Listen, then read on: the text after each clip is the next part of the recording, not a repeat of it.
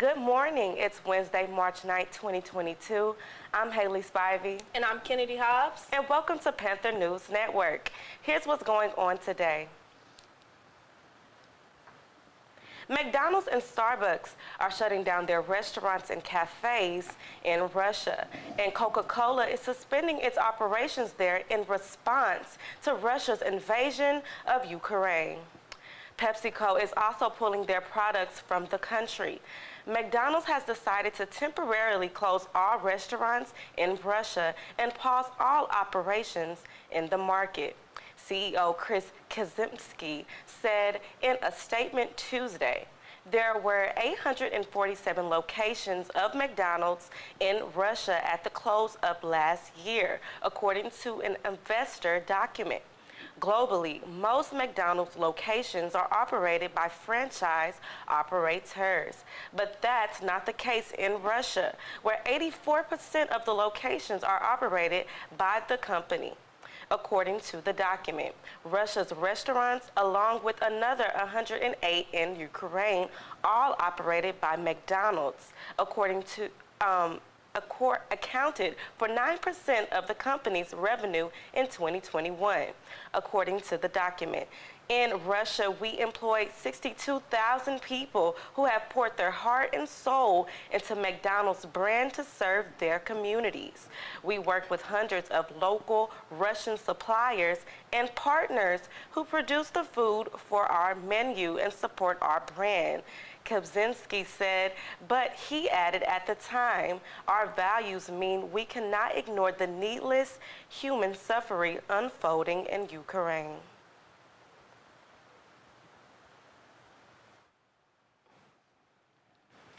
Russia's failure to rapidly seize Kiev and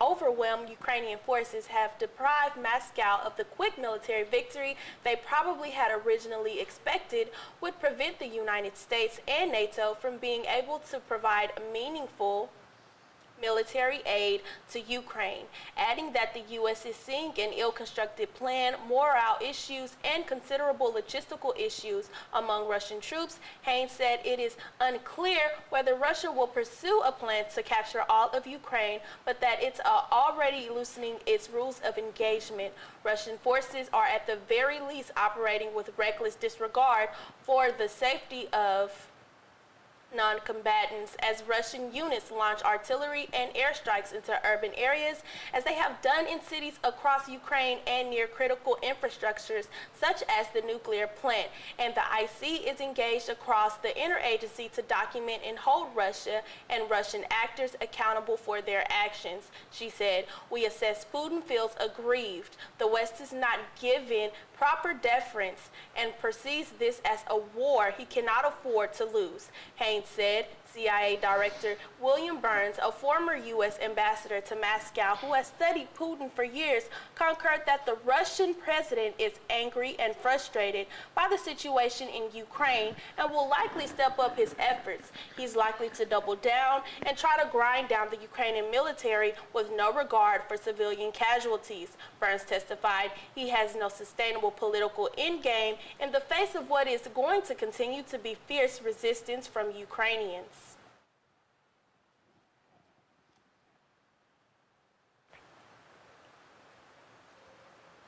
And now, here's a story from Gabriel Adams. Today, I conducted an interview with Mrs. Gonzalez of Office of Multicultural Affairs to learn about recent developments occurring within the office itself. I am the Director for Multicultural Affairs, and Multicultural Affairs is located here in the Mayhall building, and it's Suite 118C. Multicultural Affairs is an office that was created back in 2006, and since 2006, our enrollment had been growing, our Hispanic enrollment had been growing, our diverse student population was growing, so the office was created. The mission of this office is the recruitment and the retention of the underserved, underrepresented student population, and when we talk about the recruitment and the retention, especially the retention, through the Office of Multicultural Affairs, we try to connect all our diverse population, our students, and the only way that we can connect them to the university that makes them feel welcome, that they belong here at this institution, is through celebrating them and acknowledging and celebrating them through their Cultural Heritage Month. So here at Prairie View, we celebrate all the Heritage Months for all the diverse populations, international populations that we have here on campus. And I know that here at Prairie View, we have over 30-something countries that are represented at Prairie View. We also celebrate their Heritage Month with different types of events, whether movies or documentaries. We have also events, cultural events for our students. We have performances, also speakers that we invite to our campus to speak during this celebrations. And then we move in and we do workshops also, and we're also having our students attend a lot of the programming also, so we can share all this heritage and cultural with every population, every student. Also through the Office of Multicultural Affairs, we have cultural organizations. We have our Sigma Lambda Gammas, our Sigma Lambda Betas, our Omega Delta Phi. We also have our Hispanics in Business organization. We also have the Society of Professional Hispanic Engineers and the College of Engineering. And I'm the advisor for two of those, three of the organizations. And then most of all, but not least, we also have our LGBTQ PV Spectrum organization that I'm an advisor for them. I'm advisor for the PV Spectrum, and I'm also an advisor for the Sigma Lambda Gamma and for the OD Phi Omega Delta Phi here at Prairie View. 101 cooking events that we're doing also, and we are also bringing in a speaker, and we're going to be doing for the LGBTQ, we've got some LGBTQ workshops that are coming, and we've invited one of our persons from Human Rights Campaign up in Washington, D.C. to come down and assist with some of the workshops that we're going to be bringing to our faculty, staff, and students. And that is the Office of Multicultural Affairs. We have the National Student Exchange. That's an opportunity that is here at Prairie View for all our Prairie View students. This opportunity was brought in 2007. We had one of our VPs that was here, Dr. Loretta Byers, that was here from the University of Kentucky, and she was our Vice President for Student Affairs at that point. She felt that this needed to be here at Prairie View, that we needed to bring this opportunity to our students, so it was brought in 2007, and here we are. We have so many of our students that are able, through this program, are able to exchange to any university. Over 200 universities participate in this program, the National Student Exchange, and our students can attend any of these universities, what the tuition or the cost is, because our students are allowed to pay the Prairie View tuition. If it's less, then they can pay the Prairie View tuition. If another institution, their tuition is less than Prairie View, then they can pay that also. So they can either go on a Plan A and a Plan B. Plan B, paying our institution, and at the same time, they do all their scholarships, all their financial aid. Anything that needs to be done is done here at Prairie View. Students register at another university, and their courses should be approved by their college and their dean and department heads, and those credits can be transferred back to Prairie View. They can go for one semester or a school year, and also at the same time gives them the opportunity to engage in other cultures at other universities, and also visit the areas, and also check out the market as far as job markets are concerned. So when they graduate with their degree, what jobs are available out there, or check out those graduate programs also. And vice versa. Our LGBTQ is this resource office that is here. We're interviewing right in this office. This was created in 2019, the semester, the fall, before the pandemic. And we had a big event.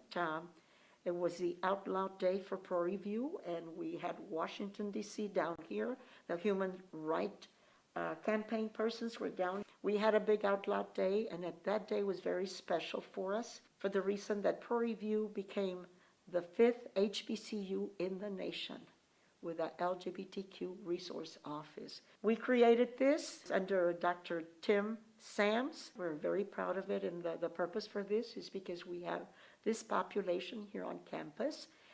We have so much racial tension going all over the nation and things happening, and our population is here, their presence is here at Prairie View, and we felt that we needed to be very supportive. We needed to be more inclusive because they're here and there's students here, and we need to advocate for them, and we need to provide different supports for them and make them aware of all the resources that are available for them. And most of all, we created and we needed a safe zone area for this population. We're still working very hard on bringing other support services that are needed and introduce them to all the other support services that are here on campus for them. We have counseling services also, where we're here. The Office of Multicultural Affairs is over the LGBTQ resource office. We're very proud of this population. We have a LGBTQ organization, which is our PV Spectrum, with Sephora Williams. She is the president for the PV Spectrum, and we've got a large membership on the PV Spectrum, and they're very much engaged in doing a lot of activities on campus. They've got big events coming up for the month of April. We've got a gala. That's one of our biggest events, and one of our biggest month also. We also celebrate in the month of October the Out Loud Day. And we, this last year, because of the pandemic, we did it live Instagram with Washington, D.C., and all the other universities that have a HBCU resource office. It was a very successful event, and I'm very proud of our students, our PV Spectrum. They're very much engaged into a lot of community service, a lot of volunteering, and they do a lot of volunteer hours with the Office of Multicultural Affairs. They're going to be assisting this office as serving as panelists in our LGBTQ workshops that are coming up. We've got various workshops that are coming up, and so we're bringing those workshops to our faculty, staff, and to our students. This is Gabriel Adams, and this is Panther News Network. Yep, go back.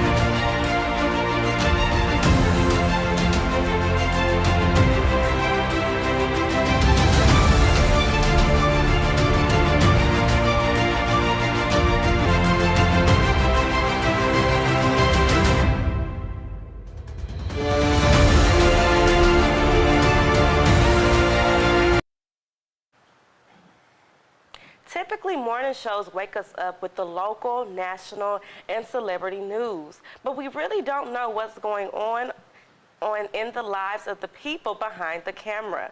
To find out, a HBCU Roundtable was hosted with the character behind the hit Apple original series, The Morning Show.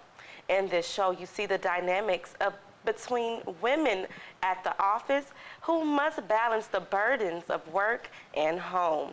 They spoke to Karen Pittman, whose character Mia Johnson is a go-getter executive producer on the show in season 2. The conversation was hosted by Dre Martin, an entrepreneur and two-time HBCU graduate of Grambling State University and Howard University.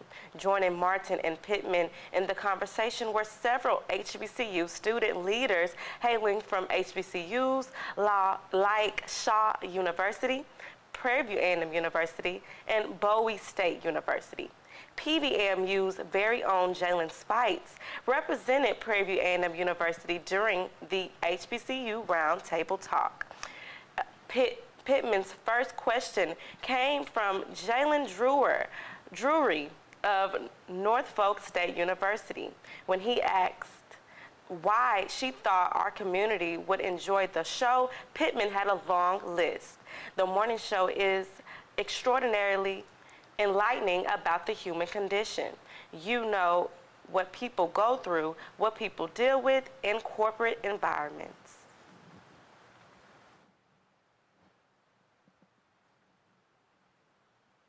Star shooting guard Shiloh Sanders will join brothers Shador and Shiloh, as well as football coach father Deion Sanders at Jackson State University. Shiloh Sanders, a standout women's basketball star and daughter of Jackson State University head football coach Deion Sanders, has committed to attend the HBCU.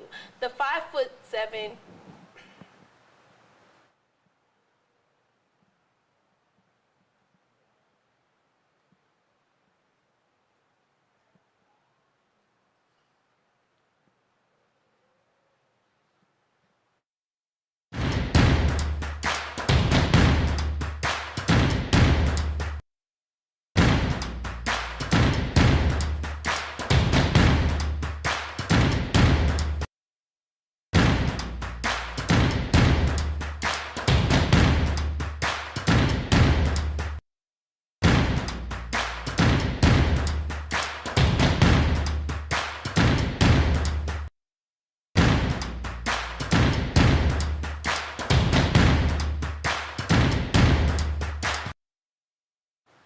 The 5'7" shooting guard, who graduates this year from the Walk-Wall Heath High School in Heath, Texas, will join brothers Shador and Shiloh on the campus where their father coaches. She made the announcement on Instagram with a photo of herself wearing a Jackson State University uniform and the word committed. Coach Sanders commented, "Proud father." Shador Sanders recently led the Jackson State Tigers to a SWAC title, and the freshman quarterback also inked a name, image, and likeness deal with Gatorade. As previously reported, in his role with Gatorade, the young athlete will help to increase national exposure for HBCU programs and athletes during the multi-year partnership. The young quarterback said, "The deal will definitely be helping other HBCUs. This is about the numbers. It's about to go crazy, so right now we're still planning on the exact details. I'll just let you know whenever we got things finalized." Shiloh Sanders is a sophomore defensive back on the Jackson State football team who led his squad in interceptions. Shiloh Sanders is joining the Lady Tigers basketball team, which is currently on a 14-game winning streak. According to the Mississippi Clarion Ledger, the team is 4 games away from a perfect record. They are expected to be the top seed in the Southwestern Athletic Conference tournament this spring. We will be back after the commercial break.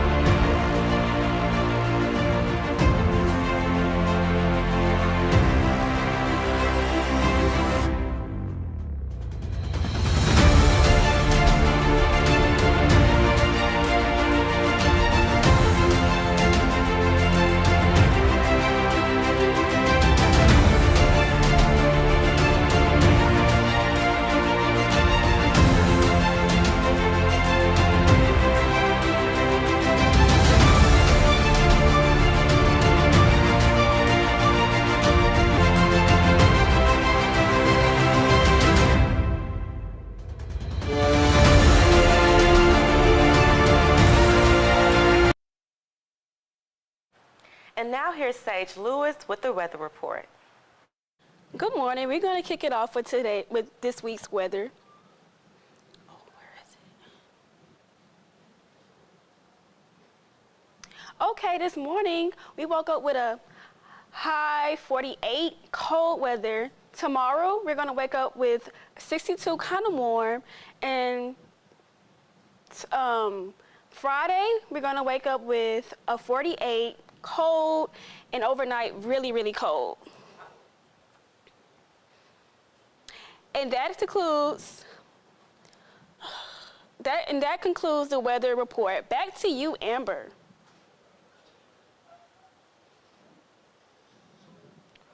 Sit down.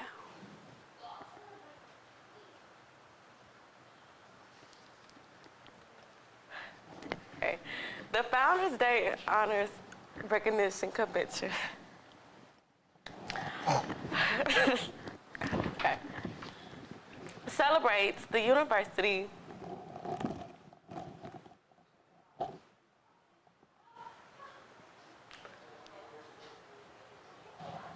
The Founders Day and Honors Recognition Convention is 14 days away.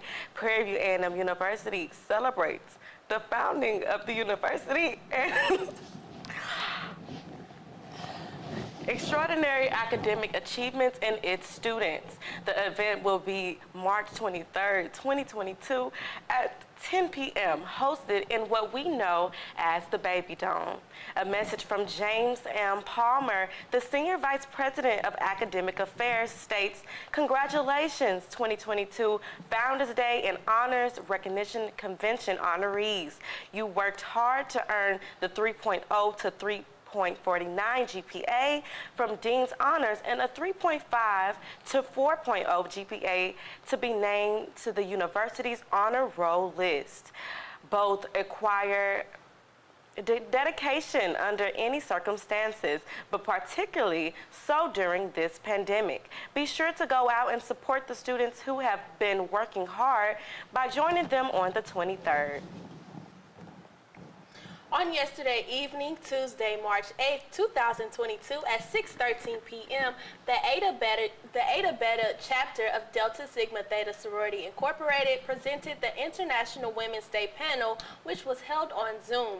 This conversation was hosted by an empowering panel of women with varying walks of life, as quoted on Instagram by the sorority, in which they discussed their individual experiences. Now here's a story from Carmine Smith Jr.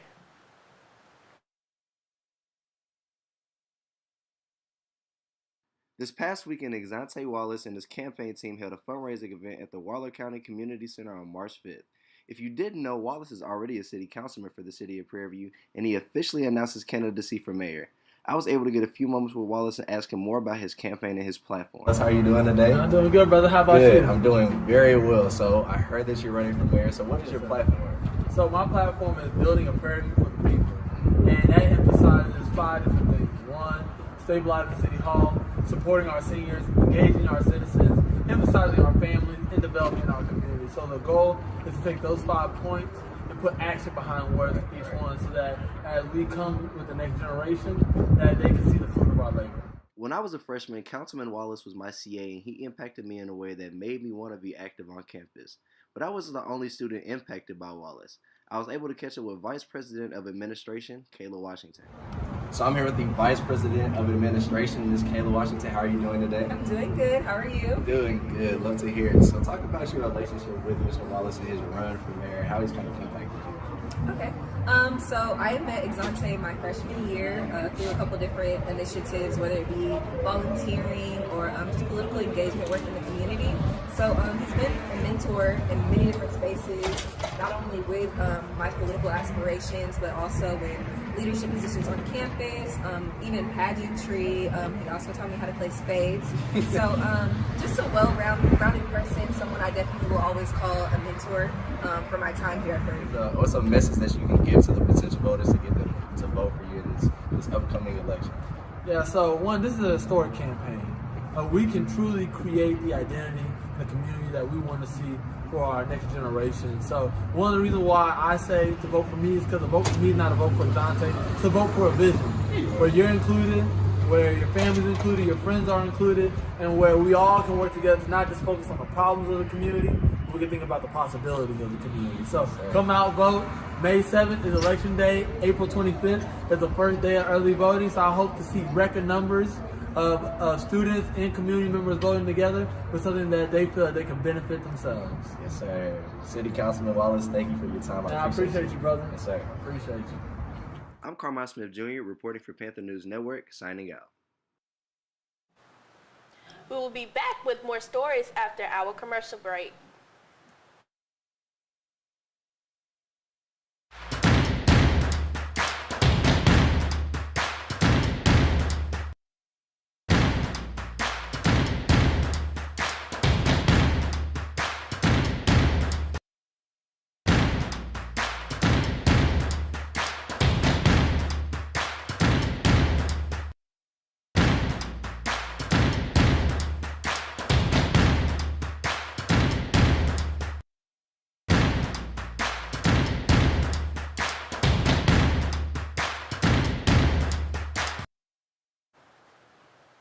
Welcome back to Panther News Network.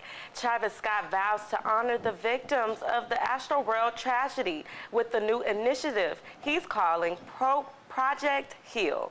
The Goosebumps rapper took to Instagram on Tuesday to announce that the new project that he says is a multi-tier initiative aimed at addressing challenges facing today's youth when it comes to academic scholarships, mental health resources, and event safety. Over the past few months, I've been taking the time and space to grieve, reflect, and do my part to heal my community.